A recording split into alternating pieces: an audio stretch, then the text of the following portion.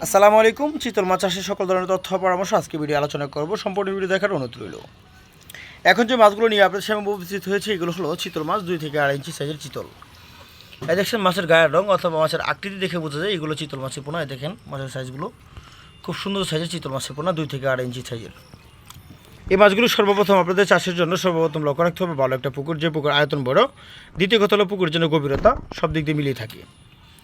চিতল মাছের পোনা পুকুর চাষের ক্ষেত্রে আপনাদের খাদ্য ব্যবস্থা আগে করে নিতে হবে। আমাদেরকে বিশেষ করে অনেক চাষি কষ্ট করে থাকে যে যখন আমরা চিতল মাছগুলো চাষ করব তখন আমরা হাফাতে বাংলা মাছ রেখে বা তাদের কাপজাতীয় মাছের দানি পোনা রেখে এই মাছের পোনাকে খাদ্য খাওয়াতে পারবো কি না। আপনারা যদি এভাবে না চান তাহলে সরাসরিভাবে বাংলা মাছের রেণু বা অন্য মাছের কাপজাতীয় মাছের রেণু আপনারা সরাসরি চিতল মাছের সাথে ছাড়তে পারেন।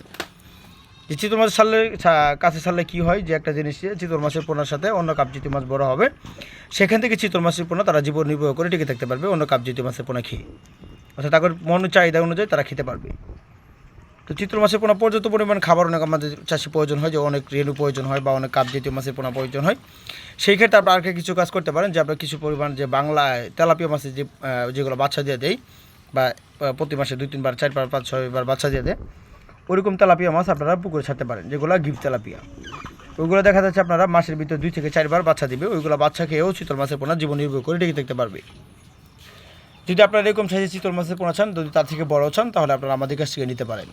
কেননা আমাদের এখান থেকে চিতল, বোয়াল, আইড়, রিডা, বাংলা কাপজাতীয়, শিং মাগুর, পাবদা, গুলশা, ট্যাংরা মাছের পোনা সকল ধরনের মাছের উপর উৎপাদন করা হয়।